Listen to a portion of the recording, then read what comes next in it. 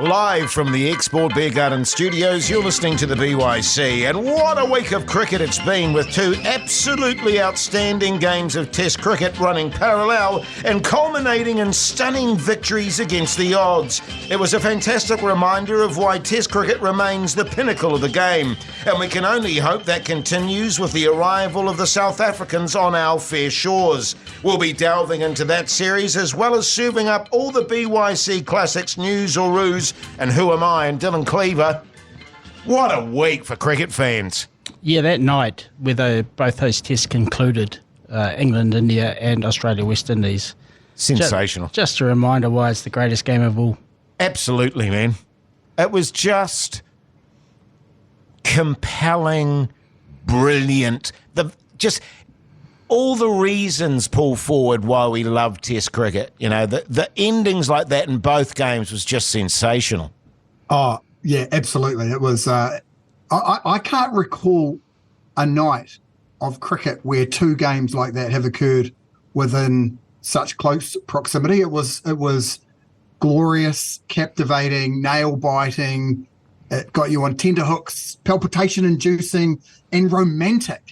You know, it was just like the things that you wanted to have happen happened. Like, but they sort of kept tantalizing you, and it was absolutely amazing. In that moment, I was at a family barbecue amongst a few people that like cricket and a few that don't. And when Shamar Joseph got that Yorker that ripped up past Josh Hazelwood's half-turned bat and the pink kookaburra cannoned into his off stump, shit, it was emotional. And you know, as he was tearing off into the corners of the outfield with the whole team and all the squad running after him, I was running around the lounge with a pillow above my head doing a woo-hoo. Like, it was just gloriously unexpected against the cockiest bastards of them all. And, you know, I definitely wouldn't put myself down in the category of being Australian, but we talked about last week how unexpected it would be. We said that this game felt like it would be part of the procession of the Australian cricket summer. Jason said fait accompli. That was his exact words. Absolutely extraordinary, you know, like beating the best Test team at their self-proclaimed Gabba Fortress. And let's not forget, they were 64 for 5 2 hours into that game. God, I loved it. Now, look, while we're getting massively over-aroused by the Test cricket, Jared Kimber writes, and God, I read his remarks and I go, how Cleaverish is this? Jared Cleaver. I hate it when people say, look, Test cricket, it isn't dying because we have great games. It's like when people say global warming isn't true because it was cold yesterday. Test won't be saved by great days. That isn't how the world works. It has glorious moments all the time. It's still in the same position, Dylan Cleaver. Is he right, though? No. I think the very fact that it was such an unbelievable moment, the fact that you had said it was fait accompli before this test started, I'd probably said something similar. You're really reiterating that I said that, aren't you? What was it, fait accompli, I think you said. The fact that... Done deal. Yeah, isn't that kind of, I guess, bolstering his argument here that Test cricket is struggling. It is becoming a three-country pursuit. So maybe moments like this, we do have to take a step back. Not at the moment, though. I think it was too soon. I think we should revel in the glory first, but then in the cold light of day, maybe we do have to look at it and go, why was this such a rarity? Happened all the time in the 80s, 70s, even up to the mid-90s. It happened all the time. This wouldn't have been considered such an incredible feat. Why is it now? And is there a way we can harness this momentum? Sure. Well, let's look at this match, Paul Ford, the West Indies versus the Aussies. Can I put it to you that it was a combination of West Indies' brilliance, but also maybe complacency on the part of the Australians? Maybe they heard what I said about a fait accompli and said, yeah, it pretty much is. We just need to turn up here. Yeah, well, of course, they did seem to react to some stuff that Rodney Hogg said. So maybe they were listening to New Zealand podcasts, trying to get our perspective and using that, putting that on their Beats headphones and getting pumped up before the game. Look, I think it would be really hard for Australia not to have gone into that game with a sense of complacency. I mean, the West Indies looked, okay, probably a bit better than expected in the first game, but But really, it felt like Australia just needed to turn up and do their thing, and it would be another victory. But yeah, like we've said, West Indies just did something extraordinary, and let's not forget they did it without Jason Hoyte. Because Jason Hoyte wasn't there, I think they picked Shamar Joseph. Well, Jesus Christ, where did he come from? Unbelievable. Barakara. Yes, well, exactly. He came from, what's the name of that river? The River Kanye. Kanye, the Kanye West River. Yeah, look, I think, Australia were ordinary, but I don't think that we can look past an absolutely phenomenal performance, in particular from Shamar Joseph. I was just going to say about your point about Test cricket dying. Let's not forget, though, at that ground, there was, 3,000 people, I think, to watch the end of that Test match, which is sad. It wasn't on free-to-air anywhere. It was on at 3 o'clock in the morning in the West Indies. It was absolutely one for the cricket long-form lovers of the game. Will it bring new audiences in? Gosh, if you weren't watching it, how are you going to get in there? I think it's a reminder almost of what we're going to lose rather than a battle that's been won for cricket. Shamar Joseph, I mean, his story, Dylan, just gets better and better, doesn't it? And it just goes to show, that youthful enthusiasm, the joy, playing with joy, it does make a difference. Yeah, I mean, he wasn't even going to turn up to that last day. Last game, because of his last day, because of his foot. He got the sandshoe crusher, the literal sandshoe crusher from Mitchell Starc the night before, given out LBW, I think it was, and rightfully overturned on review, but it didn't matter because he couldn't stand up.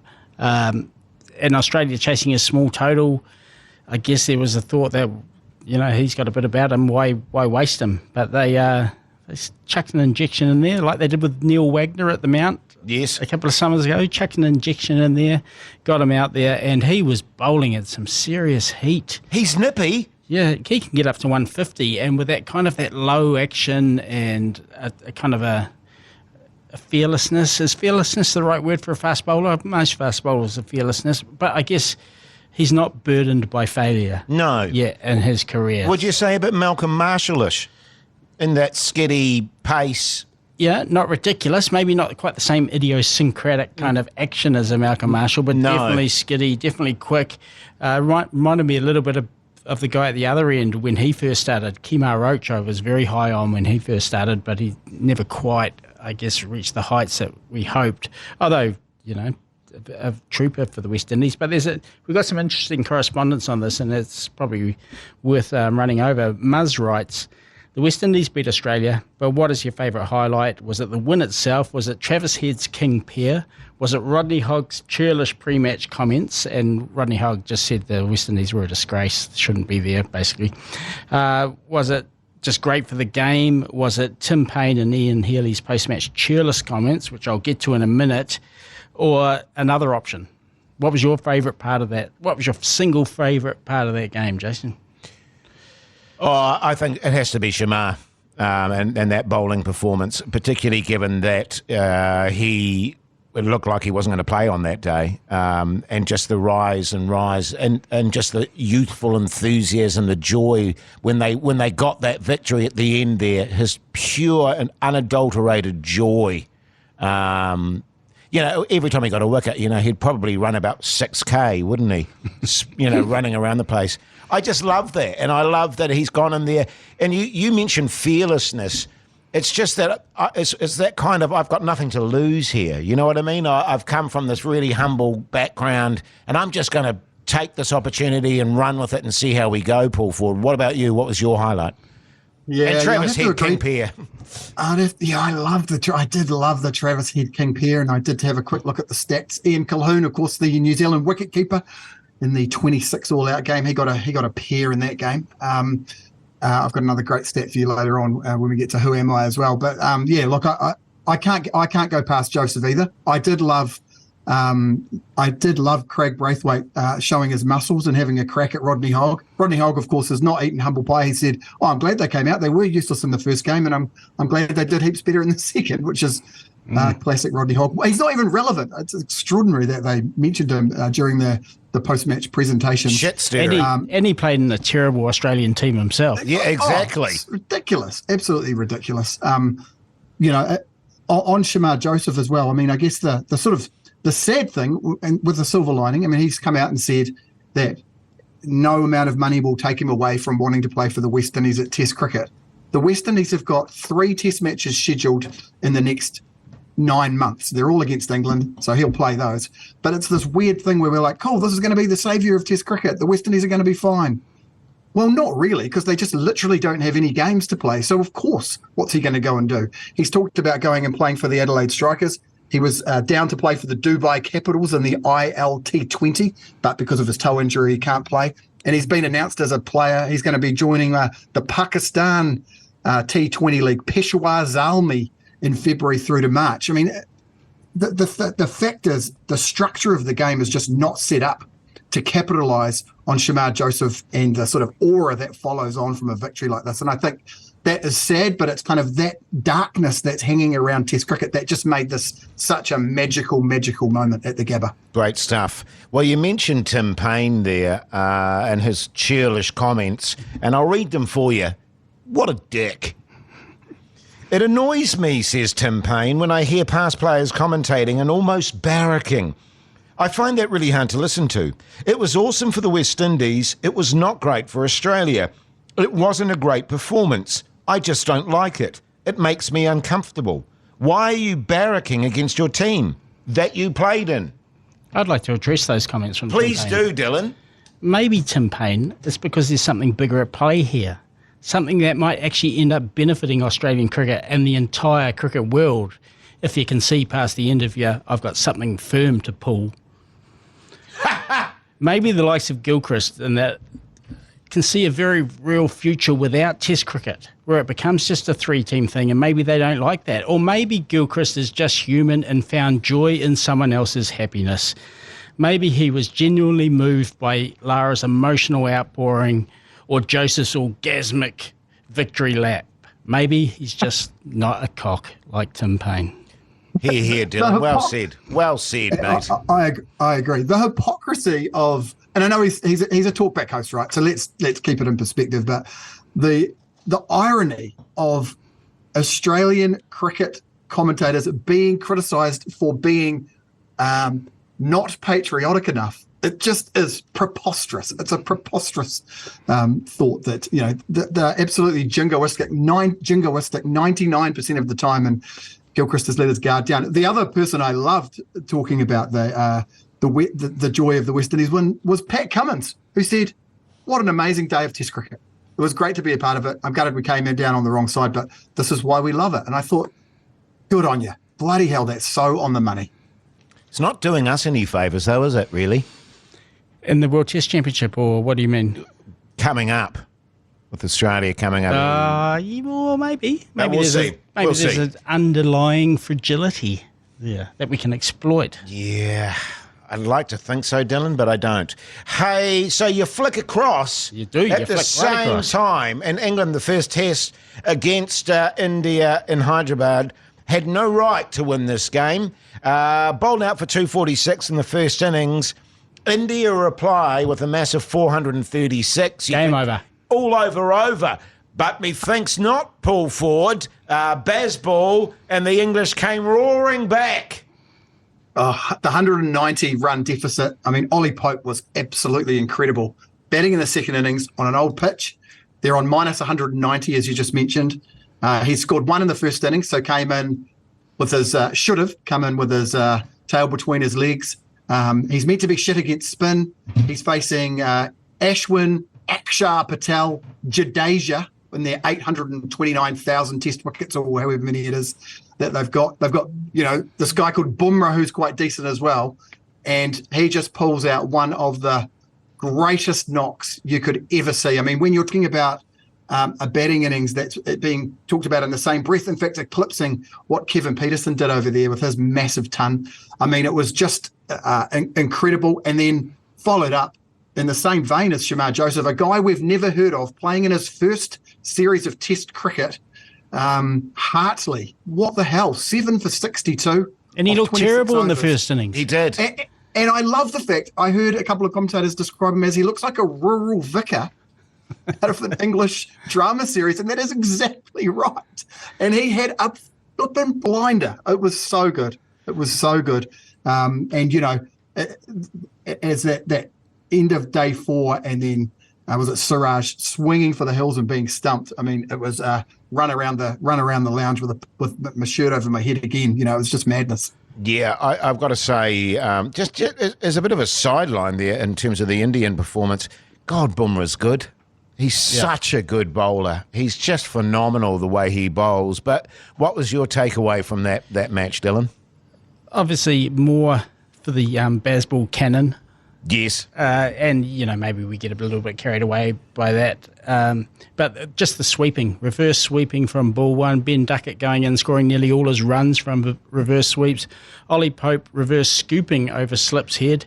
But the other thing I did notice was how dispirited India looked. Yes. When in that third innings, when England were piling up the runs. I don't think Rohit Sharma is a very good body language captain. He's certainly not in that Virat Kohli pump your chest out mode of, come on, guys, let's get stuck into it. Instead, it looked very pedestrian almost. And I believe that's the time that the Ravis, Ravi Ashwin and Ravi Jadeja, have both conceded more than 100 runs in an opposition's second bat in India, which is a pretty arcane stat, but nevertheless, it's fairly telling. Interesting you mentioned Sharma there. I agree with you. And you know, when you're on the field, there's nothing worse than your skipper sort of showing his displeasure and kind of getting the trembly bottom lip and being a bit...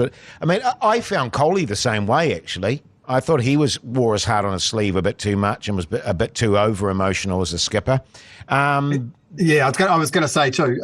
Yeah, he's no poker player, is he? You know, Rohit Sharma. You know, he'd be terrible at poker. But I was just going to say the other thing, which was amazing, and you want Bazball personified. You know, there was periods in that innings where they didn't hit boundaries for. You know, I think it was for sort of an hour and a half, 2 hours. You know, they were. It wasn't just this sort of incessant slogging, which I think Bazball can be mischaracterised at. It was actually just the fact that a guy like Ollie Pope, who Brendan McCullum has, driven to the games and taken him under his wing and all that kind of stuff, just kept on believing in him. You know, you saw it from Stokes when he's throwing the ball to the young spinner, saying, "You go get the last wicket." You know, all these types of things are just part of that building that culture. And how audacious was it that Ollie Pope, 196, going for 200? Was it a reverse? He got out playing them a preposterous shot that he'd scored lots of a reverse ramp to Bumrah. Yeah. I just think that's so good. That is, I love that. I love that he had the confidence, I guess, to just get out that way and just wouldn't have cared. 196 will do. Job done. One last point on that game, Ben Folkes. Oh my goodness, what a keeper! Yeah, completely outkept the Indian keeper, who's picked as a specialist keeper for turning Indian conditions. He was near flawless, man. And a very handy contributor with a bat as well. He's one of those stick with you. Unbasball type. Yes, he'll stick with you. What actually happened with him? Was it an injury or was he dropped? Because they just tried to they had to shoehorn Bairstow back into the team somehow. Right, yeah. Because up till then he was performing bloody well from recollection. Yeah, he probably doesn't quite fit the mould of how they want to play on the faster wickets. But yeah, I mean, what a keeper. Well, there you go. 2 sensational test matches, very much enjoyed by the BYC team. We're just going to take a short break and we'll be back shortly. Welcome back. Now the New Zealand squad versus South Africa. Fellas, Harry Naps, have they been listening to us? He's out. Is this it, Dylan? Is this it? This was a very Unstead-like selection. Yes. In many respects, actually. I mean, what a week for cricket news. On top of those 2 tests, we have a New Zealand squad that I don't think any of us picked correctly. Maybe the only way we can give ourselves a pat on the back is we did talk about Santner as maybe being a safety blanket type selection as the spinner, and he is, although Stead did make a point that he just thinks he's out and out the best spinner in the country now, across all formats. I would argue against that, but you know, he's certainly improved as a red ball spinner. But Harry Nips is the talking point. I agree with the call. I just it's a little bit weird when you give someone such a long leash, so much rope, and he's a good enough player to finally make that count with an unbeaten double ton, and 4 innings later he's gone. I thought the time to actually give him a break was before that Sri Lankan series last summer after he'd failed against England. But, I can't complain. I think it's time for someone else to get a go in that plum spot. Yeah, your thoughts, Paul? Yeah, look, it's an interesting one, isn't it? I think that it's great to see Ravindra in there, but it is hard to make a case against Henry Nicholls on the back of he was the top run scorer in the Super Smash in terms of recent form. He's got a terrific career at home in New Zealand. It really does feel like this is a bit of a changing of the guard selection, and let's give the young guy a crack. And, if you could pick a series to do it, then do it against the South African team where, they're much weaker than we would have expected. So, I get it, but it's not a lay-down misère. And let's not forget that in Test cricket, Ratchin averages 15 at the moment. He's only had 6 bats, and I know he's done some good things in that little starting of his career. But, geez, it does feel like a bit of a gamble. Yeah, as Dylan said, Stead was pretty effusive in his praise of Santner, and I guess it's that thing. If it's a line ball call between Santner, AJs, and Sodhi, who's the best fielder? Who's going to score some runs? And I think Santner's probably a beneficiary of that. And let's not forget Will O'Rourke, born in England, I noticed this week, all 1.97 metres of him. And DC, I don't know about you, but it seems like he's sort of half in the team. I didn't quite understand why he's only in there for one of the tests or something. Is he there for the first one or the second one, or do we not know? He's there for the second one, and maybe it's a case that he'll get a run if New Zealand win the first test as expected, and they get to Hamilton and feel like they might have a bit up their sleeve. There's a chance to blood him. I think they see something genuinely special in him. He's been elevated quite quickly above a bunch of guys that have been tried, not necessarily failed, but haven't necessarily grasped their chances. And we're talking about the Shipleys, the Listers, the Tickners, Cougar Lines, Jacob Duffy. Those sort of guys. I think there is some genuine excitement about what Will O'Rourke can offer. Pace, not lightning, but awkward enough. Wobbles it around a bit, but I'm assuming he'll only play at Seddon Park if New Zealand are 1-0 up and look like they're a much better side than on top.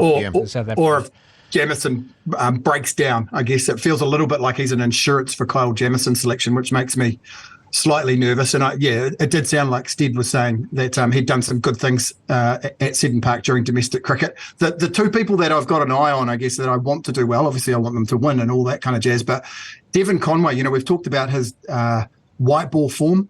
In red ball last year, he averaged 32. That's well below his career average of 45, and of course his breakthrough year when he averaged more than 60. And Jamieson as well, right? Last year he averaged 42 with the ball against an overall career average of 20. I think these are two guys that we really, really want to see step up against South Africa and get into some red hot form going into the Aussie Test. I think it was Stead who was talking about Ravindra being in the side, and, he was saying very much along the lines of what we'd been saying, which is he is the future of the game in some respects, and he needs to be given an opportunity, which I sort of found curious. Did you guys find that curious? I mean, that he'd been sort of left out and he wasn't automatically just in the side straight away. Yeah, they've got some reasons for that, and I'm not sure of them yet. Yeah, but because we were going, where the bloody hell is he? What's going on? I have written in the bounce actually that I think the treatment of him post World Cup is just a bit bizarre and weird. Now, I have been notified through back channels that there is a very definite plan in place for him, and perhaps we're starting to see that now. But yeah, I'm still don't agree with what they did with him this World Cup. It was odd. But, I mean, he is coming into his own now. And look, as Paul's mentioned, actually, his stats in international cricket outside of ODIs is dead set ordinary. So, yes. There you go. Two other really quick points I'm just going to make. Is Tom Blundell fit? We've got no idea, obviously. I thought he wasn't. He's got named in the squad. Looks good. So that's definitely... He's under a bit of pressure too, isn't he? He had 4 terrible innings in Bangladesh. Yeah. And the other guy, and these are genuine violins, but Will Young has been named in the squad as batting cover. Yeah. So even though Nicholls has dropped, as you say, Dylan, it looks like there is a broader plan. The Sam Wells, Gary Stead axis looks like they've got something at play here. Young is still outside the 11 as it stands. Yeah. What would a New Zealand team of South Africans look like, fellas? Well, I've actually compiled a team of God, you're studious. South African-born guys playing in New Zealand, and I think it would make a really good challenge for this South African Test team. So I've run through my 11. Got Will O'Donnell opening, Devon Conway opening, Robbie O'Donnell at number 3, Dean Foxcroft at number 4. I'm bringing back Colin Munro. Munners is coming in to be my wild card at number 5. Glenn Phillips is taking the gloves, actually. He's batting number 6, or he could swap around with Brad Schmulian, who can bowl a little bit of leg spin filth, but he's a good batter. Michael Rippon is another kind of wild card, left arm unorthodox spinner who can bat a bit. Then we get Neil Wagner, Ray Toole, and Danru Ferns make up my 11. My 12th man is Chad Bowes, considered but not making the side, with Cole Briggs, Dale Phillips, Louis Delport, Gareth Severin, and I couldn't squeeze young Peter Younghusband in there because he is Zimbabwean, not South African. But wow. not about 11. Few of them, aren't there? It's extraordinary. There's actually a piece in the Listener which I'm going to read, and I'll report back next week. There's a piece about the South African diaspora and its impact on cricket in New Zealand. South Africans are only 1.5% of New Zealand's population, but they seem to be a hell of a lot more than 1.5% of our cricketers. That's true, mate. Now, let's go on to the Super Smash. The women, of course, Wellington get home in a thriller. Unsurprising, it was never in question, really, that they were going to win it. But an absolute shitter of a match, Paul Ford. It was tough watching. It was tough. A bit of rain about, empty concrete jungle at Eden Park. Yes. Reduced overs, sort of on and off the field. From a Wellington perspective, a horrendous start to the game. Shout out to Rosemary Mayer with her 4 for 5, which was amazing. And I've got to say, I did think 89 all out or whatever it was probably wasn't enough and shouldn't have been enough. But the Blaze, they're one of those punishing teams that's just really hard to beat, and ferocious fielding and maybe some ultra-conservative batting from the Hinds Don't even as get they me fell started. as they fell behind. And finally, how good is Amelia Kerr? I mean, she's an absolute rock star, player of the match. Most runs in the competition and most wickets in the competition. That is quite extraordinary. The Hinds, just to use that name to Just to, yeah. get on your go. Hinds. Yeah. They should have won that match in 12 overs. That should have been their attitude going out Absolutely. there. Like, this is a pathetic total. Let's go out there, dance around, Be play a few positive. shots, be positive.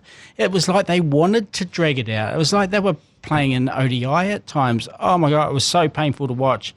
You have a batter in there who's your number 3, who bats through the innings. The majority of the innings is unbeaten at the end and can't steer you to a victory. That is just poor. That last over was indicative of that match, actually. So Sophie Devine bowled an absolute filth in that last over. Couple of wides, almost dragged CD back into it. A big Dropped the catch. skying caught and bowled that she'd normally be able to take with her eyes closed. She spilled it. And the best thing about that was the camera immediately panned to Melly Kerr, who just let out this massive F word, which was very obvious to all who could lip read. It was poor cricket, but you got to hand it to the Blaze. They just know how to win. What's that? Is that 4 wins in 5 years, or is it even something more extraordinary than that, Paul? I can't. Yeah, I think it is something like that. I think it's 7 finals in 8 years. Or maybe. Yeah, that sounds pretty bang on. Yeah, they're unreal. Speaking of damp squibs, Oh, I know where we're going. Auckland in the Super Smash take out the victory. Oh, I actually got ahead of myself then. I thought we were going straight to the under-19s. Yes, Auckland win because they couldn't play the game. As Paul mentioned, there was weather interrupting the women's final. That set in.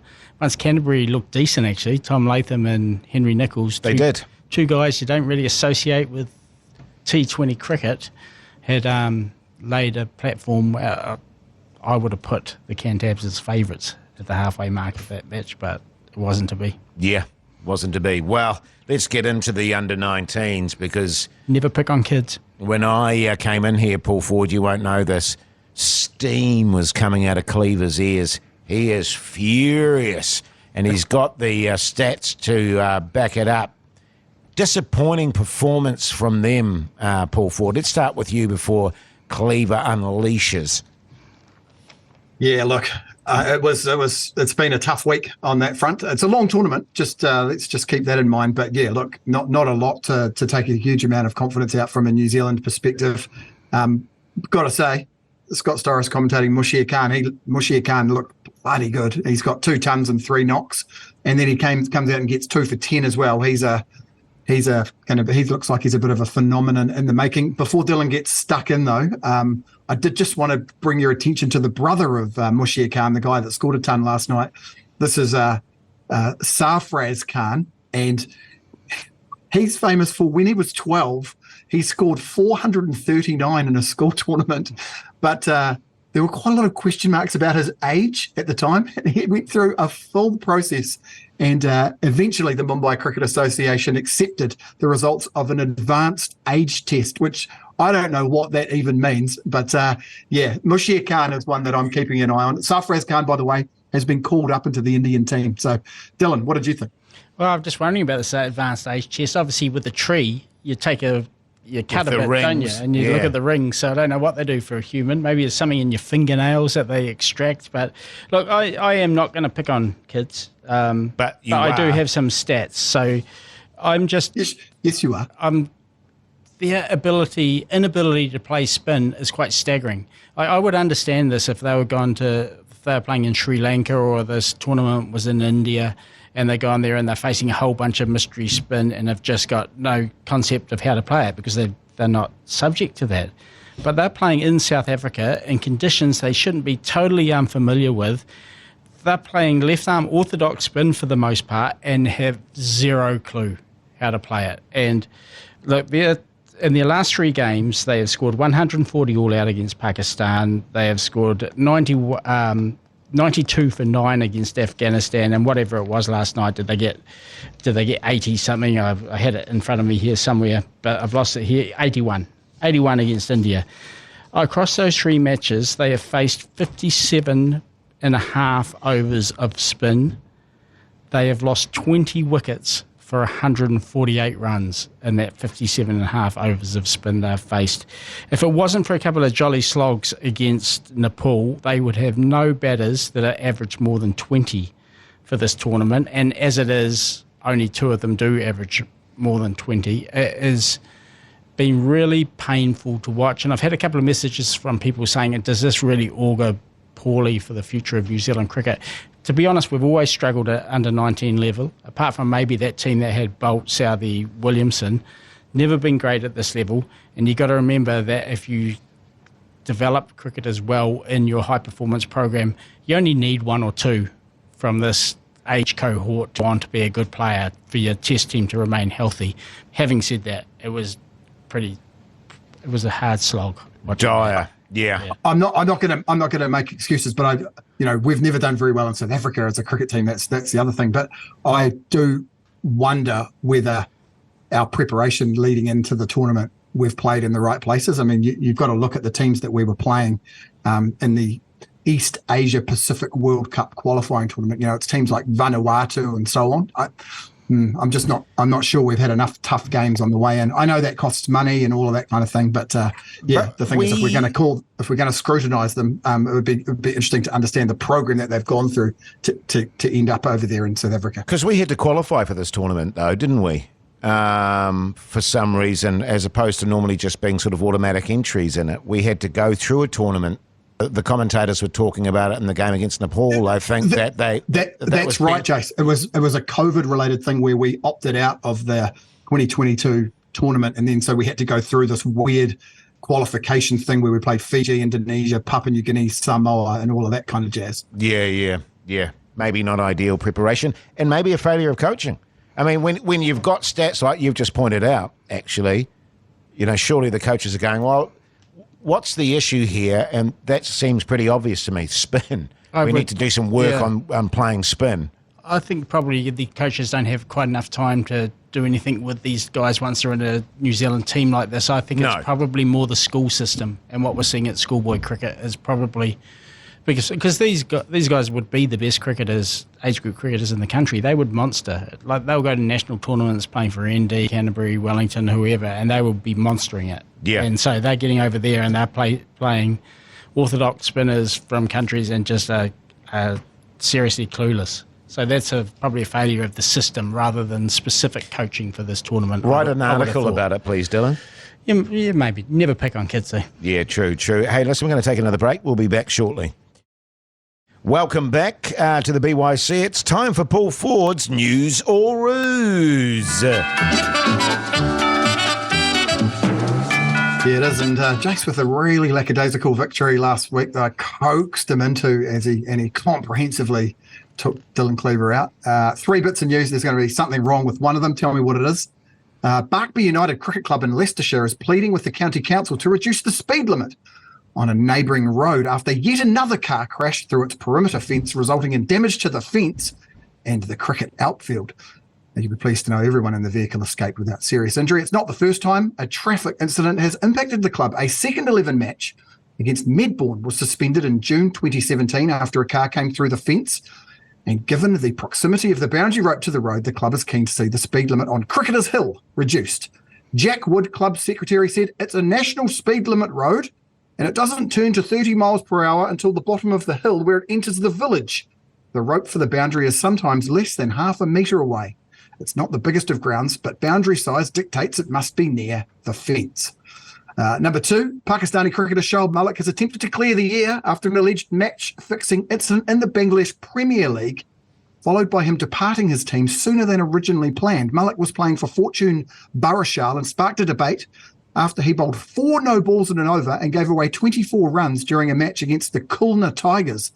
His team's owner said live on TV after the debacle, an investigation, so just to be clear, this is a guy in his own team, an investigation into Shoaib's no-balls must be done. If it is done, it would be good because bowling this many no-balls in one over by an off-spinner is absurd to me, and we lost the match because of it. A day later, he retracted the statement on his Facebook page and quashed the allegation, saying, last few days we're hearing a lot about Shoaib Malik. He is leaving the team, but it has nothing to do with things coming up in the media suggesting we terminated his contract due to match-fixing allegations. The Pakistani cricketer said that they had mutually agreed to depart and that he was off for a pre-committed media engagement in Dubai. The Ethics and Disciplinary Committee, number 3, the Ethics and Disciplinary Committee of the Saurashtra Cricket Association have launched an investigation into the alleged detection of undeclared liquor in kit bags of 5 players at Chandigarh Airport last week. The move comes after 27 liquor bottles and 2 crates of beer were found in kit bags of the Colonel Naidu under-23 trophy team during luggage scanning.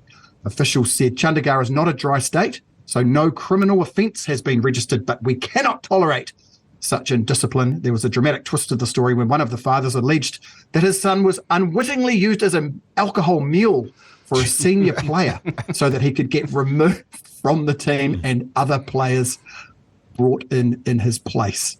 Absolutely magnificently deluded conspiracy theory from that father, I'd suggest. Anyway, that's the 3 things, boys. We've got cars, we've got Shoaib Malik, and we've got booze. Can I just put up a protest here in terms of Cleaver sweeping the internet while this was going on his phone there? I can show you what I swept it for if you want. No, I'm just putting it out there how we feel about that. Well, let's see if I get it right, then you've got every right to protest. It could be a little bit like the Shoaib Malik match fixing scandal. Well, really. I was going to say, because I think I'm first. Yeah, you are. Shoaib, 3 no balls. Ooh, jeepers, that's frighteningly specific from you. Yeah, I'm going story 2 as well, but I'll say it was. Oh, jeepers. No, I'll just go story 3. I haven't got a clue. It wasn't that many liquor bottles. Can't be. You'd be dead. Yeah, and how do you get a crate into your bag, actually? Oh, God. How big are their bags, eh? Yeah. I love it. Jace, you are 100% correct. Seriously? How many no balls did he actually bowl? 3. On my life, that was a pure guess. That is so funny. Good. Okay, I'm not even going to protest this one. Normally, I've got every right to protest a victory of yours, but I'm just. This is like Jason's Shamar a Joseph. great actor. but that you cannot act how pleased he was with himself on that one. Oh no, that's like you should be running around the studio at the moment. Boom! Comprehensive. Jason's having his own little Shamar Joseph moment. Hey, The Tom Hartley of the BYC, Jason Hoyte. Let's move on for Dylan Cleaver's Who Am I? It's Dylan Cleaver's Who Am I? Woo! I think that was Mike Minogue, but he did that on the studio while I was there, actually, Dylan. That is brilliant. Yeah. I love that. Okay, so who am I? Last week it was Gordon Leggett, as most of our correspondents correctly guessed. Some didn't. There was one, I just can't remember who it was, but they picked the wrong person, but everyone else got it right. And the winner this week, we're going to give it to our old friend Lockie. Little Lockie. Good Lockie, man. yeah, who listens with his dad. He got that right, so well done. Alex King also got it right. Patrick Pedersen also got it right. I know there's a couple of times Patrick's entered and haven't won the prize, but stick at it. It'll come your way soon. I've just got a quick stat, and I know we've got to keep rolling, but just a quick stat about Gordon Leggett, the Who Am I last week. He is one of 6 openers who've got a pair of ones in a test match. Heaps of them in New Zealanders. Will Young's got a pair of ones. Gordon Leggett against Pakistan. Bruce Murray, who was Amelia Kerr's granddad, and Jeet Raval have got pairs of ones, along with Moeen Ali and Wasim Jaffer and Jimmy Anderson. Where was Will Young's pair of ones? I can't remember that. Lords. Was it I Lords? haven't got the year in my head, but it was at Lords. Yeah. What a place to do it. Actually, just before we start, not only did Travis Head get a king pair at the Gabba, the last 4 bulls he's faced at the Gabba, he's been out on. He got 90. It's getting into Agaka territory, isn't it? Yep. So who am I? I'm bloody well travelled. No one could accuse me of retreating into my Shell oil company. I didn't play first-class cricket for Auckland, but that's about all that's missing from my CV. That also includes a stint with Northamptonshire, where I once scored an incredibly unpopular 43 not out against a struggling New Zealand touring side. I played a shoulderless part in Lance Ken's 6-6s at the MCG, and while living in Melbourne, was flown to Hobart to rack up the boys before their stunning win in 2011. Who am I? We'll let the listeners decide that. Plenty to ponder on there. Let the listeners decide. Get in touch with Paul Ford. And on that note, Paul Ford, how do people get in touch with us? Flick us an email to byc@beigebrigade.co.nz or slide into the DMs on Instagram or Facebook for the Alternative Commentary Collective or the Beige Brigade. Read all the messages. Sometimes we're a bit useless at mentioning every single one, but we do read them also. Thanks to everyone for getting in touch. Fire away. Now we've got a bit of cricketing poetry now with On the Boundary with Hoyte J. This is... On the Boundary. Oh! With Jason Hoyte. Okay, with Jason Hoyte then. Just trying to recognise the voice of who did that. But anyway, this is interesting because I have the reputation of being a bit of a blocker, a bit of a subdued... A nerdler. A nerdler. And I got sent this poem by an old colleague of Cleaver's who used to play with him a great deal. And he said, I wrote this poem because Cleaver used to drive us nuts with the way he played the game and his sort of 10 runs off 84 balls. And it reads thus: block, block, block, at the foot of thy wicket, O Cleaver, and I would that my tongue would utter my boredom. You won't put the pot on. Oh, nice for the bowler, my boy, that each ball like a barn door you play.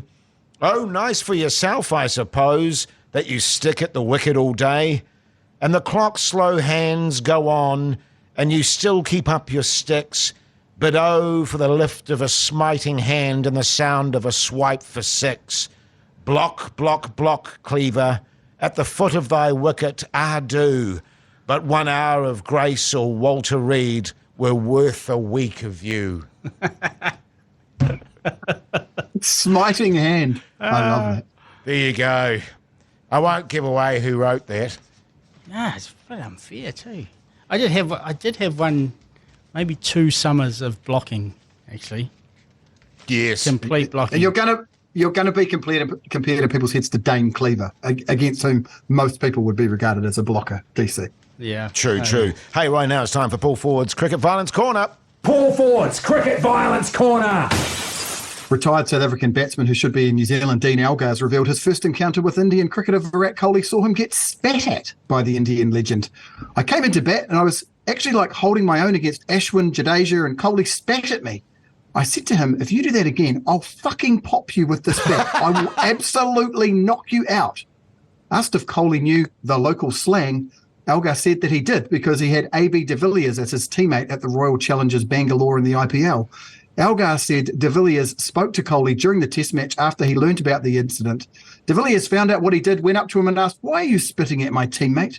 2 years later, in South Africa, Kohli called Elgar and asked if they could go out for a drink after the series. He apologised for his actions and they drank until 3 a.m. And that was my first encounter with Kohli, Elgar concluded. Wow. Great yarn. Yeah. Wow. They were pretty tempestuous, those series over in South Africa with India, weren't they? They got pretty damn nasty. Kohli losing a shit. We were talking about it earlier in the show. You know, I've always felt that Kohli's a bit over the top as a captain. Not maybe not a little bit of that material. A little bit of that Michael Jordan thing, like wanting to create the friction so he can dig in and be good. Like, I think that's part of it as well. Sure. Now it's time for the Toppa Correspondence of the Week. Toppa Correspondence of the Week, brought to you by Leader NZ's Lasagna Toppa. What do we want to focus on here, fellas? Because there's a fair amount. I'll rush through the first one. All right. Okay. It's from Fahad Hussain, and he says, hey guys, I'm a big fan from Bangladesh. I wait eagerly every week to listen to your podcast. I'm writing to point out one fun fact I noticed in a recent episode. On January 18th, News or Ruse, Paul said 2004 first test in Headingley. Dylan won by saying 1994 tour, the first test was at Lord's, which is incorrect information because for 1994 tour, first test was played in Nottingham. I did mean 2004. I got 2 tests conflated. I did mean the one where McCullum was promoted up to number 3 and got 96, and I think Mark Richardson might have got a 93 and 100 in that test. But yes, you're dead right, Fahad. I did conflate a couple of tests there. I love Fahad's meticulousness. You know what I mean? He's listening to the podcast. I know, it's a and he goes, fine line between meticulous and pedantic. Yes, yeah, but he's what? Hang on. I'm going to write about that. Mark Turner. Hi, gentlemen. Long-time listener, first-time caller. I'm in New York in June and wondered if you have any connections or ideas to get tickets to Black Caps versus West Indies game in Trinidad. I'm not generally a T20 fan, but this would be huge. Was going to say Test cricket looks dead and buried there, so no longer interested in New Zealand tour there, but hopefully Shamar changes everything. Secondly, suggest you think about taking tours away, as I'm sure I'm not the only one who would sign up. Keep up the good work. Love your love of the game. I can't help him with the tickets, Paul. You got any? No, I think that my understanding is that there'll be a ballot. I know this sounds obvious, but make sure you go to the ICC page. I've done this. Go in, sign up, make sure. I don't think tickets are available. You can't just go in and buy them. So sign up for the ballot. You haven't missed out yet officially, and get in the mix. Of course, if you're prepared to pay squillions of dollars, then buy an ICC tour and you'll be good to go. In terms of contacts at USA Cricket, I'm pretty light on the ground on that one. I'll rack my brain and have a bit of a think about that one. What about taking tours away? Are we in for that, Paul? Yeah, I mean, certainly got some scars on my back for some Beige Brigade tours. Jesus Christ, I could tell some yarns about that. Yeah, look, Jace, I know that you're an amazing tourist. Dylan, you'd be fantastic. I think it's something we should think about.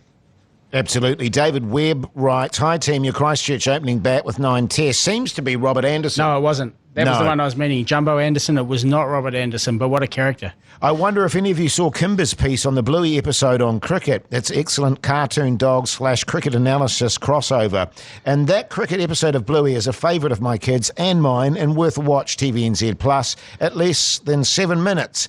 Kimber's analysis is almost twice as long as the episode. It is. I've seen the Bluey episode and I've watched the Cricket with Balls analysis of it. It is absolutely sensational. I'll get it in our WhatsApp group. But just to give you a stat about it, when Australia played the World Test Championship final against India in June, there were the TV audience for that in Australia was 524,000.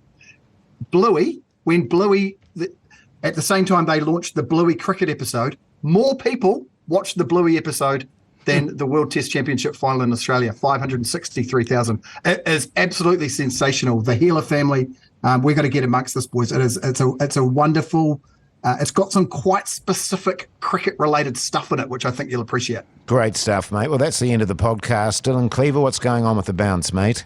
The Bounce is gearing up for, obviously, some test specials. Great. Against South Africa. They, unfortunately, will be for paying subscribers only. But, right. But you're free to sign up, dylancleaver.substack.com, or just Google Dylan Cleaver and the Bounce. Great stuff, mate. Once again, Paul Ford, how do people get hold of us? Flick us an email to byc@beigebrigade.co.nz or slide into the DMs of the Alternative Commentary Collective or the Beige Brigade on Instagram or Facebook. And something that we should have mentioned earlier, but just going to jump on it now, something to keep an eye out for this week. We are going to put $100 on the West Indies to beat Australia in the first one-dayer, which is on Friday. They're paying $5.45, so buckle up for that one. It starts Friday at 4:30, so get on board and have a squiz at that one. Great stuff, mate.